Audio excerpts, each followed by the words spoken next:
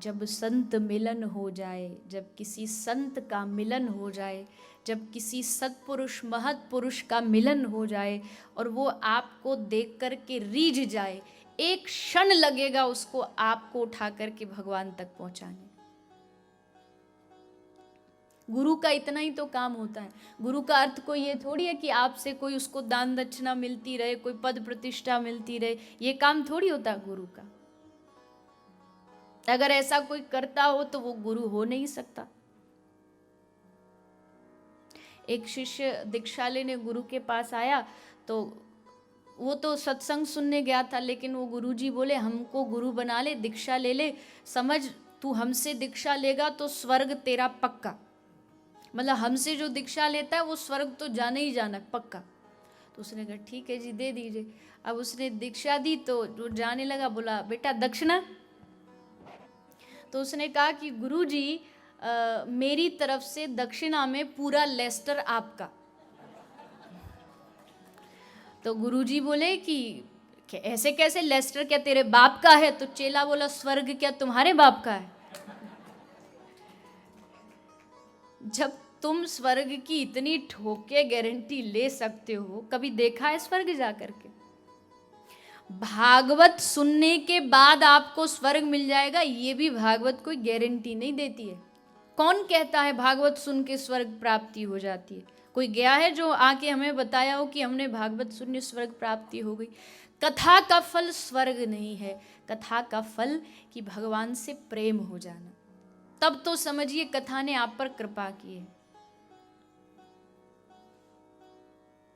तो गुरु का अर्थ, संत का अर्थ कोई आपसे विषय वस्तु की मांग नहीं है। और मैं आपसे भी प्रार्थना करूं, आप जितने भी लोग यहाँ हैं बहुत भाग्यशाली हैं कि आपके भारत से दूर रहने के बाद भी आपको इतने संतों का सानिध्य प्राप्त होता है। लेकिन एक बात बड़ी सावधानी की है कि संत मतलब एक महापुरुष जो हमसे भक्ति में आगे निकल चुके हैं। लेकिन संत, भगवान भी कह रहे भवत तनु नाम, मेरा ही स्वरूप संत है, मुझ में और मेरे संतों में कोई भेद नहीं।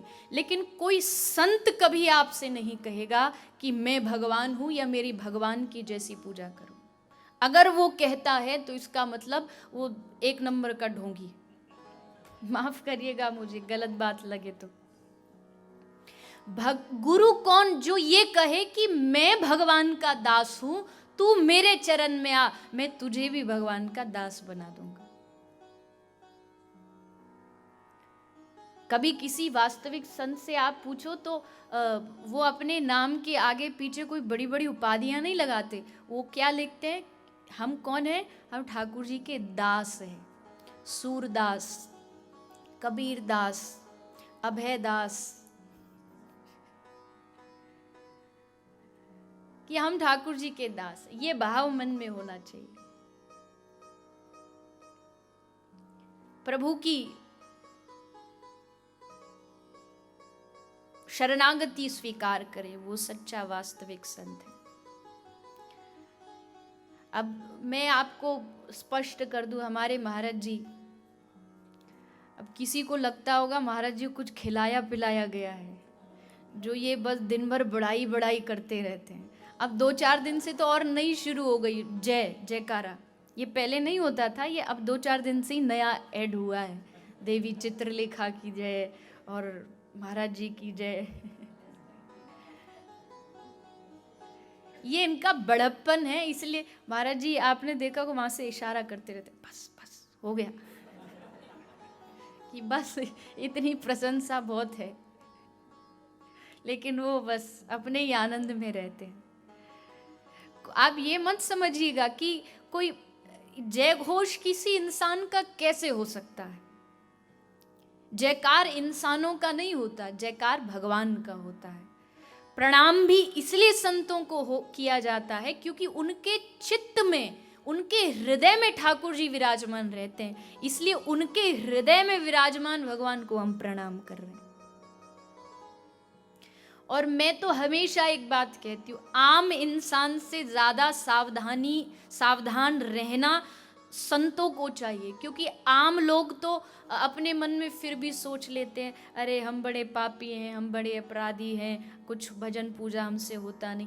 पर जो कथा करता है, व्यासपीठ पे बैठता है, या किसी को संत की पदवी मिली होती, उसको ज़्यादा सावधान रहना चाहिए, क्योंकि उसको प्रणाम करने वाले इतने लोग मिल जाते हैं कि प्रणाम स्वीकार करते करते उनके हृदय में कभी कभी ये भाव आ जाए कि अब तो हम ही सब कुछ है,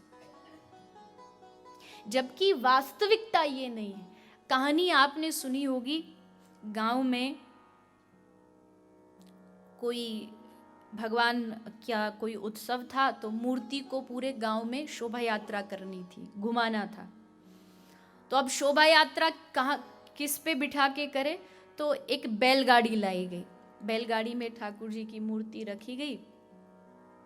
अब अकस्मात वो बैल किसी कारण से नहीं मिला, तो सोचा क्या करे, तो बोले गधे को लगा दो, तो गधे को लगा दिया। अब वो चली बैलगाड़ी।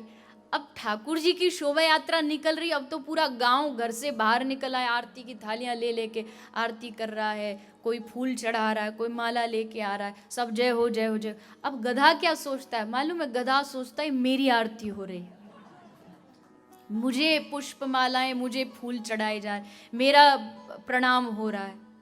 अब बड़ा खुश, अब तक तो ऐसे चल रहा था, अब तन के ऐसे चलने लगा कि देखो पूरा गांव मेरे स्वागत में लाइन लगा के खड़ा, बड़ा खुश चलता जा रहा मस्ती में। अब थोड़ी देर बाद शोभा यात्रा विश्राम, ठाकुर जी की मूर्ति हटाई गई। अब जैसे मूर्ति हटाई, मालिक आया, डंडा लिया, एक डंडा मारा, चला गया। तब बुद्धि में असलियत समझ में आई कि ये सम्मान मेरा नहीं था, मेरे ऊपर कोई बैठा था, ये सम्मान उसका था। पर अज्ञानतावश होता यही है, कोई किसी को सम्मान दे, प्रणाम करे, तो वो सम्मान वो अपने स्वयं का समझने लगता है कि मेरा है। उसके हृदय में जो भगवान बैठे हैं उनको प्रणाम किया जाता है। तो संतों को सम्मान जरूर देना चाहिए, इसमें मेरी क्या औकात में कुछ कह सकूं। शास्त्र कह रहे हैं, भगवान कह रहे हैं, मेरा ही स्वरूप संत है।